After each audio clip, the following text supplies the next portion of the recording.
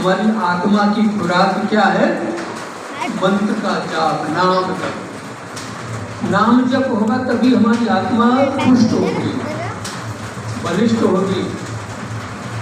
कितना भी बड़ा से बड़ा दुख कष्ट आने के बाद भी हम उसको सहेंगे, पता ही नहीं लगेगा। और नहीं तो छोटा से छोटा भी अगर हमारे जीवन में दुख आएगा तो हमको रुला देगा। तो इसलिए जो है भगवत नाम में बहुत बड़ी ताकत है। इसलिए अपने मंत्र जाप में दृढ़ विश्वास का पंचम भजन सुखदेव की, ये हमारे शास्त्रों का कथन है, हमारे ऋषि मुनियों का कथन है। मंत्र जाप जितना भी हो सके नाम जप करो, काम करो, नाम जप करो, करते नाम, काम करते करते नाम जप करो। दूसरी बात यह है, गुरु एक सदगुरु होते हैं, एक गुरु होते हैं। किसी ने पूछा महाराज गुरु में और सदगुरु में क्या अंतर है? तो उसमें अंतर होता है। हमारे तुलसीदास जी ने महाराज ने एक रामायण में और चौपाई लिखी है, हरहि शिष्य धन शोक न हरहि और सो गुरु घोर नरक में तरक्की। अरे यानी शिष्य चेला तो संख्या बढ़ा लेते, खूब भीड़ बढ़ाते हैं अपनी, परंतु उनकी धन का हरण करते हैं। हमेशा वही, बेटा ये करना है तुमको, बेटा ये करना है, ये करना, यानी किसी की सामर्थ्य है या नहीं है, परंतु उसको आज्ञा दे देना कि तुमको ये कार्य करना है। मान लिया किसी कारणवश कभी शिष्य के ऊपर कोई संकट आ जाए और वो गुरु जी के पास आके हाथ जोड़ के खड़ा हो और प्रार्थना करे कि हे गुरु जी, हमारे ऊपर ये बहुत बड़ा संकट आया है, आप हमारी रक्षा करो, कोई उपाय बताओ। गुरु जी हाथ खड़ा कर देते, भाई तेरे कर्मों का दंड है, तेरा कर्म तेरे को ही भोगना है, हम इसमें कुछ नहीं कर सकते। यानी उसको अकेला मरने की छोड़ देते हैं, कोई भी सहानुभूति नहीं देते।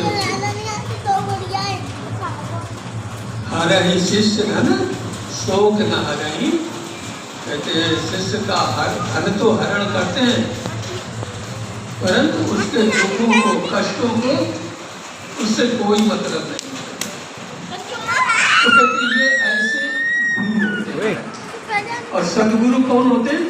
जिनके अंदर गुरु की गरिमा होती है, जिनके अंदर गुरु का गुरुत्व होता है, वो सदगुरु। कहते सदगुरु में दिव्य गुण होते हैं, जो शांत चित्त हो, यानी कोई भी बेचैनी नहीं, चित्त वृत्ति बहुत शांत हो।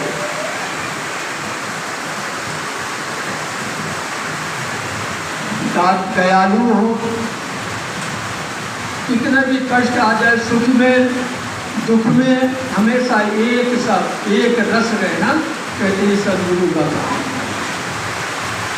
दयालु हो,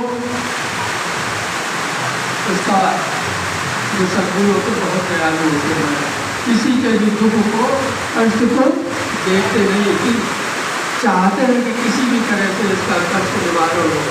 स्वयं कर सकते तो ठीक है, नहीं तो भगवान से प्रार्थना करते हैं, परमात्मा से प्रार्थना करते हैं इसके लिए। दयालु हो, दाता हो, कहते अगर वो दयालु होगा तभी वो दाता, यानी किसी को कुछ कर सकता है, सहायता कर सकता है, नहीं करेगा।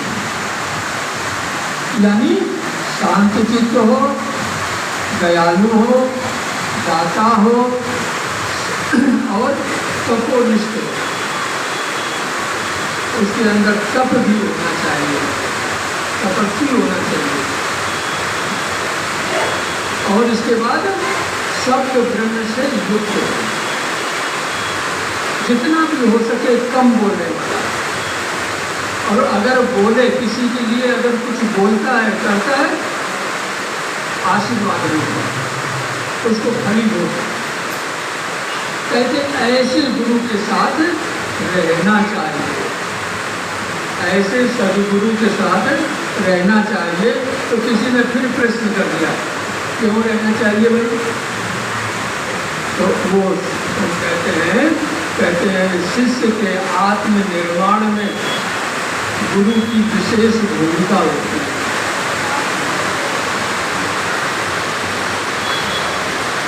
शिष्य चेला दीक्षा ले ले, उसके बाद आने का नाम ही न ले, घर बैठ जाए, साल 2 साल बाद आए, फिर पूछे गुरु जी हमको पहचाना?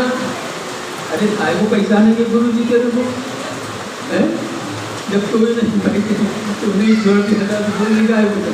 तो कहते ऐसा नहीं हो रहा है। गुरु के सानिध्य में हम आएंगे, जाएंगे, रहेंगे, कुछ पूछेंगे, तभी तो हमको कुछ प्राप्त होगा। गुरु इसीलिए बनाए जाते हैं कि हमको मार्गदर्शन मिले, अच्छा मार्ग प्रशस्त हो, जिससे कि हमारा कल्याण हो। भौतिक चीजें, भौतिक वस्तु मांगने से ही ये हमारा वो नहीं सिद्ध है कि हमारा जन्म इसीलिए थोड़ी हो कि हम इसी संसार की भौतिक चीज़ों को, उसी को इकट्ठा करने में लगे, इसके अलावा हमारा कोई काम नहीं। ऐसा नहीं है। हमारा लक्ष्य क्या है? भगवत प्राप्ति।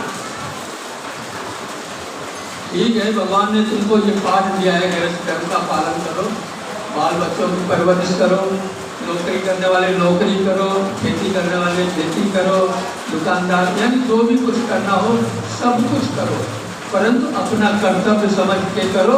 और इसके साथ साथ आध्यात्मिक क्षेत्र में संतों का संग करो, संत दो ब्राह्मण की सेवा करो, उसमें भाव रखो, श्रद्धा रखो, भगवत नाम का सुमिरन करो। लेकिन उसके साथ साथ ये सब नहीं कहते हैं, हमारे शास्त्र बोलते हैं कि तुम सब कुछ छोड़ के माला लेके बैठ जाओ, ऐसा नहीं है। संत कभी ऐसा बोलते हैं, यानी सब कुछ करते हुए भी अपने कर्तव्य का पालन करते हुए किसी में भी अपना भाग लेना चाहिए। तो एक बात और ध्यान रखो, सब लोग ध्यान से सुनना भाई। एक परमात्मा और एक सदगुरु, ये सत्य स्वरूप देव बताएंगे। हमारे शास्त्रों में सत्य देव स्वरूप कौन है? एक परमात्मा है, एक सदगुरु। इसके अलावा जो भी कुछ तुमको दिख रहा है सब धोखा है, हर जगह धोखा है। ये 2 जगह ऐसी हैं जहां तुमको कभी धोखा नहीं मिलेगा। हमेशा तुम्हारा कल्याण सोचेंगे, कल्याण की बात करेंगे। तो इसलिए जो है जितना भी हो सके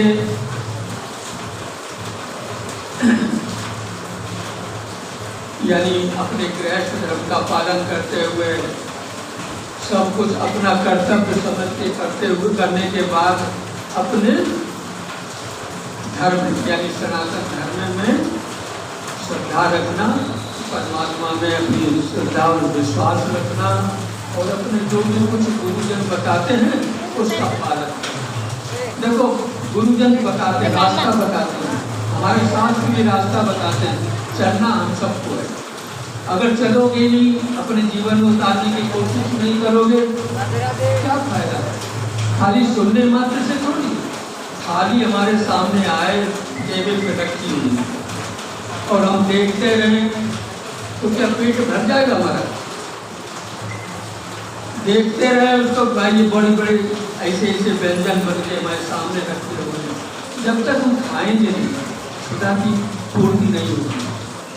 भूख हमारी कभी खत्म होगी जब हम उसको ग्रहण करेंगे। इसी तरह से भगवत नाम को जब हम ग्रहण करेंगे, संतों की वाणी को, गुरुजनों के वाणी को जो भी हम अपने जीवन में ग्रहण करेंगे, तभी तो जीवन में उतारेंगे, जभी तो कुछ लाभ होगा, ये तो लाभ नहीं होगा। इसीलिए ऐसा है, सदगुरु इस भव सागर के यानी कुशल केवट है, आपको कभी धोखा नहीं मिलेगा। सदगुरु इस केवट इस भवसागर के कुशल केवट है, यानी इस भवसागर की राम नाम रूपी नौका में भगवान का नाम, गुरुजन भगवान का नाम दान देते हैं। जो भी हम वैष्णव दीक्षा लेते हैं तो उसमें नाम किसका देते हैं? परमात्मा का नाम देते हैं। कोई राम का, कोई कृष्ण का, कोई शिव का, कोई हनुमान, कोई देवी मैया। परमात्मा तो एक ही है, परंतु रूप अलग अलग है। तो इसलिए यानी गुरु महाराज नाम दान देते हैं। नाम का इतना जप करो, इतना नाम लो कि महाराज इस भवसागर में हमको कोई परिश्रम ऐसा नहीं करना पड़े जो दुखदायी हो। जो सत्कर्मी होते हैं, भगवत भक्त होते हैं, कहते राम नाम रूपी नौका में बैठते हैं ठाठ से, और गुरु महाराज सदगुरु होते हैं वो केवट के रूप में होते हैं।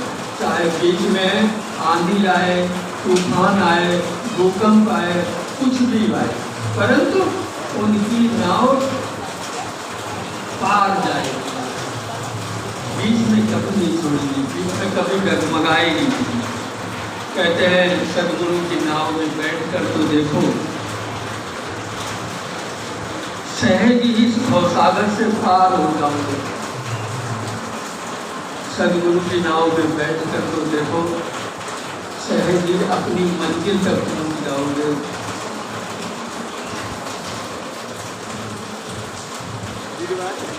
मंत्र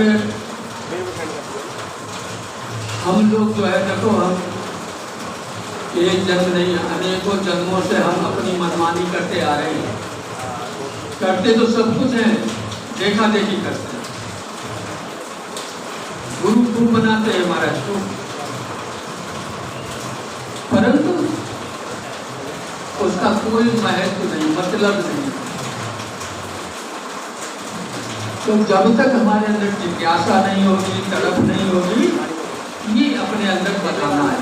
अगर हमको परमात्मा को प्राप्त करना है, गुरु को प्रसन्न करना है, खुश करना है, तो हमको अपने अंदर, हमारे अंदर हम भगवान की सेवा करते। एक बात समझो, हम भगवान की सेवा करते हैं, खूब करते हैं, भगवान की भोग आरती और क्या क्या।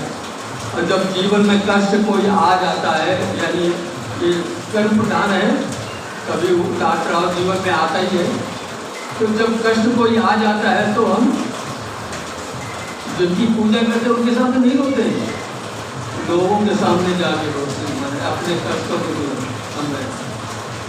ऐसा नहीं, इसके मतलब कि हम जिनकी सेवा कर रहे हैं, सब कुछ समझ के आरती गा रहे हैं, उन पे हमारा भरोसा नहीं, विश्वास नहीं, यहाँ पे हमारा ये ध्यान देना है। तो इसलिए कहते हैं हम जिसकी सेवा करते हैं, जिसका वो सब कुछ करते हैं, तो उनसे ही बोलो, वही तुम्हारी सुनेंगे, वही तुम्हारे कष्ट और दुख दर्द को दूर करेंगे।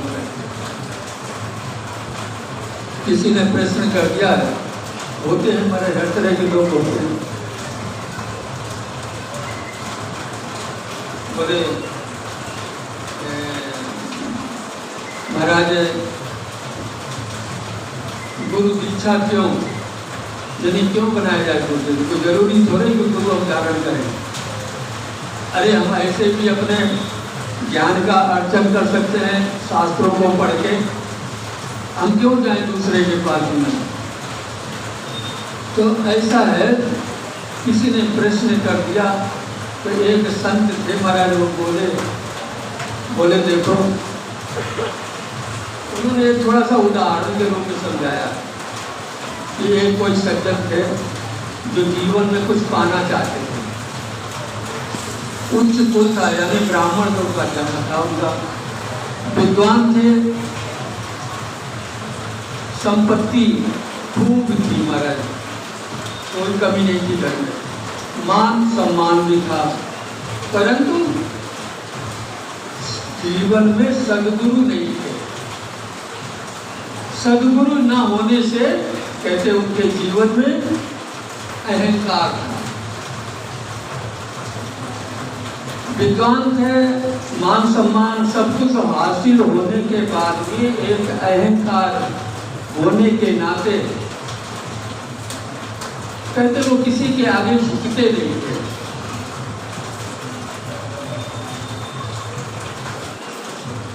यानी सब कुछ प्राप्त होने के बाद में किसी भी चीज की कमी ना होने के बावजूद भी यानी वो हमेशा उनके जीवन में उनको स्वयं अनुभूति होती रहती थी, यानी किसी चीज की कमी महसूस होती रहती थी, परंतु वो अहंकार बस उस कमी को दूर नहीं कर सके। कथा बहुत अच्छी करते थे। श्रीमद् भागवत की कथा में प्रांगण थे महाराज, यानी राम कथा बहुत सुंदर करते थे, शिव कथा बहुत सरस भाषा में करते थे महाराज, सत्संग बहुत सुंदर करते थे।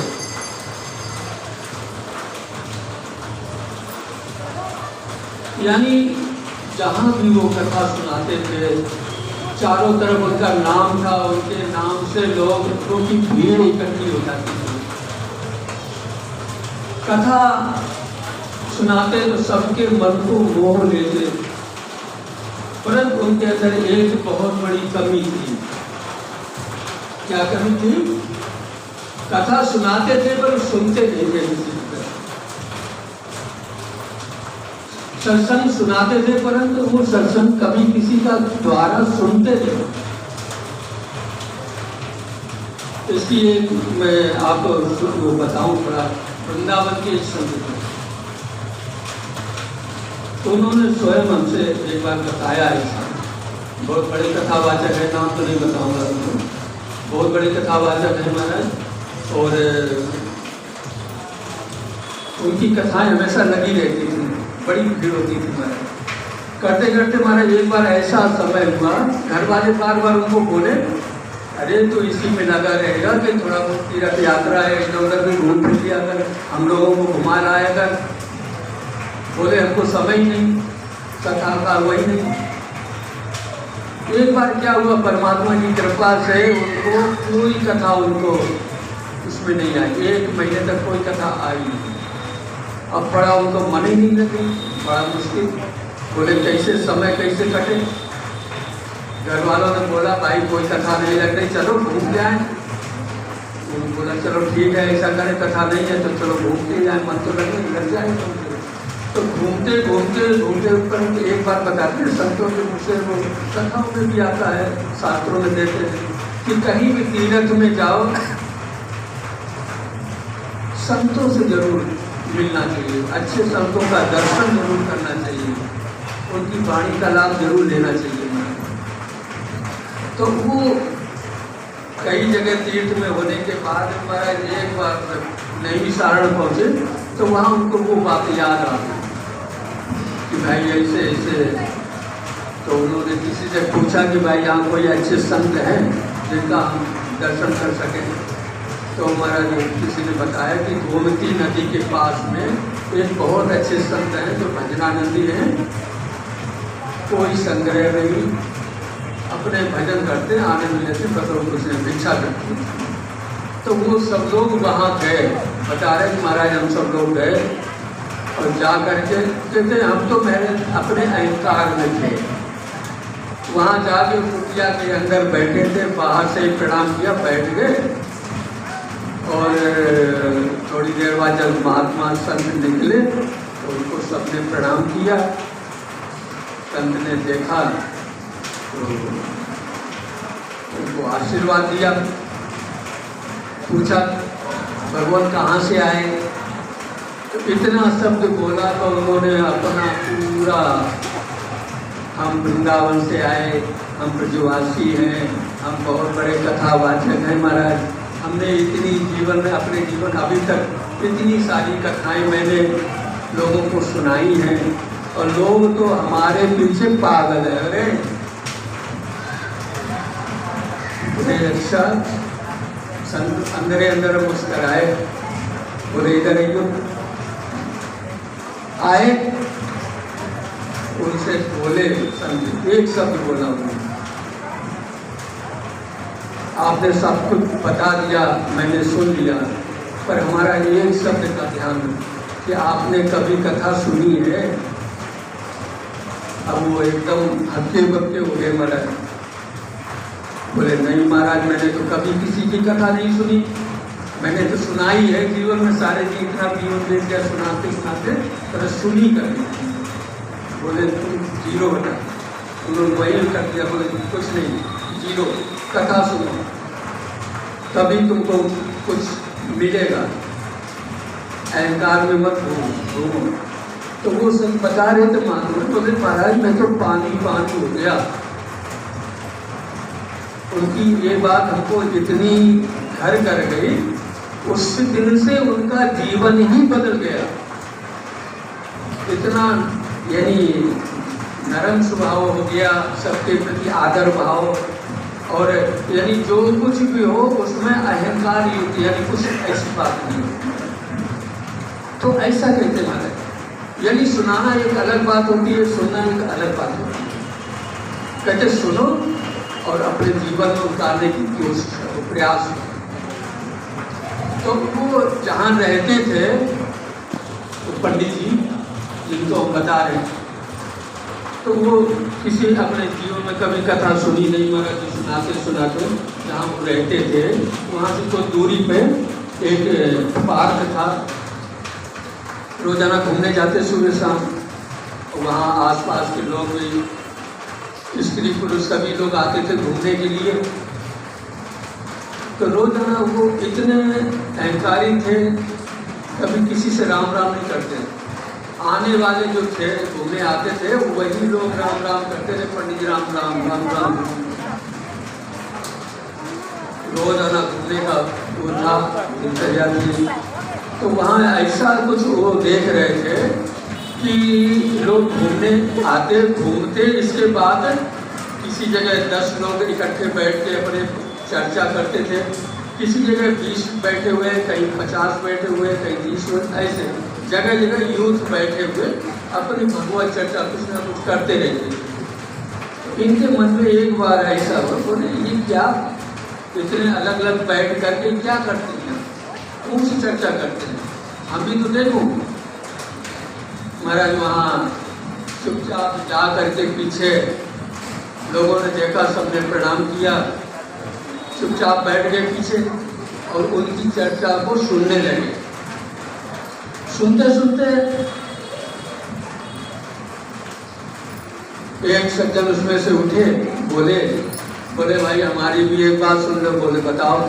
तो सब लोग, पर उन्होंने यही रामायण की, तुलसीदास जी की यही, बिन गुरु भवनिंद करे न कोई, और जो विरंच शंकर सम होई। कहते भैया बिना गुरु के इस भवसागर से कोई भी कर नहीं सकता है, इस भवसागर से कभी कोई पार नहीं हो सकता है।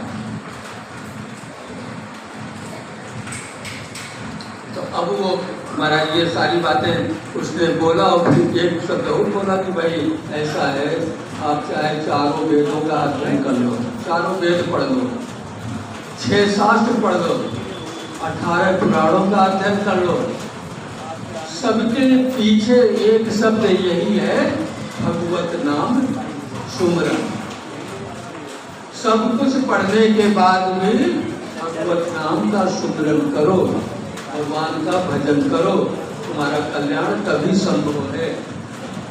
ऐसा तो इतना उन्होंने, इसके बाद फिर उन्होंने जो सज्जन थे उन्होंने एक शब्द सबसे बोला कि एक बात बताओ, यहाँ पर कितने लोग ऐसे हैं जिन्होंने वैष्णव दीक्षा से दीक्षित, यानी वैष्णव दीक्षा ली, यानी गुरु मंत्र रखा। अपना अपना हाथ उठाओ, जिसने नहीं लिया हो ना वो हाथ नहीं। तो सारे लोगों ने हाथ उठा दिए, वहाँ जितने बैठे थे सभी लोगों ने अपने अपने हाथ उठा दिए। एक भी ऐसा नहीं था जो बिना दीक्षा के हो। पंडित जी बेचारे जो पीछे बैठा, उन्होंने दीक्षा नहीं ले ली, सिर्फ वही अकेले ऐसे थे जिन्होंने हाथ नहीं उठाया, बाकी सारों ने।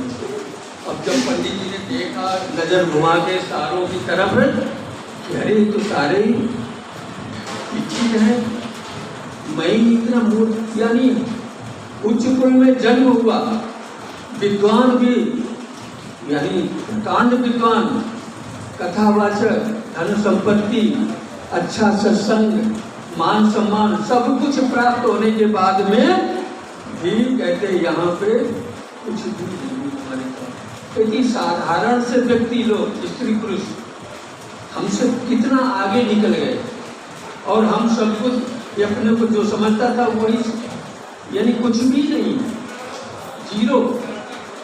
महाराज वहाँ से उनमें ऐसी लगी, उठ के तुरंत चल दिए। चलने के बाद में रास्ते भर वही दृश्य। घर आए, कुर्सी पर बैठ गए, पत्नी आई पानी लेकर, लो जल पी लो। बोले प्यास नहीं है। पत्नी आश्चर्य हुआ, बोले क्यों प्यास नहीं भाई, तुम जब भी आते थे घूम के हमसे बोलते पानी लाओ, आज तुम। बोले नहीं आज प्यास नहीं, पानी नहीं पी। खूब उन्होंने आग्रह किया पर नहीं मारा पानी। टेबल पर रख दिया, चले गए, चलो बाद में पी लेंगे अपने जब प्यास लगेगी।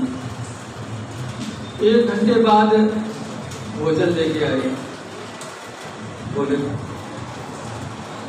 भोजन पालो। बोले भूख नहीं है। अब वो घबरा गए महाराज पत्नी उनकी। बोली अरे ये क्या, आज तक ऐसा कभी नहीं हुआ।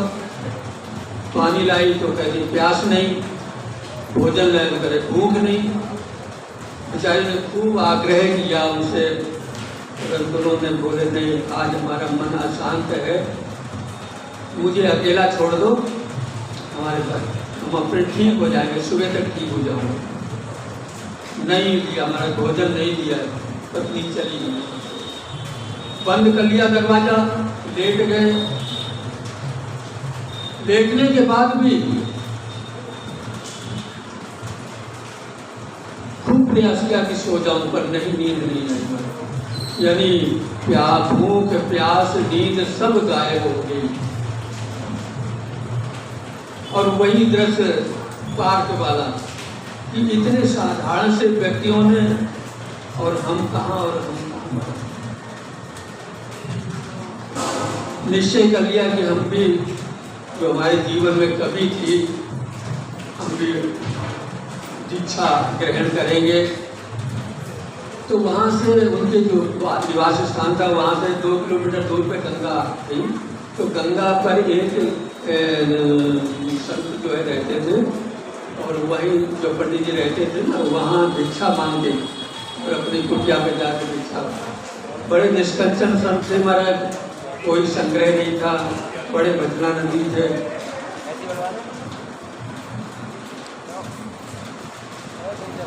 बोले पंडित जी बोले भाई अब जाऊँ तो कहाँ जाऊँ।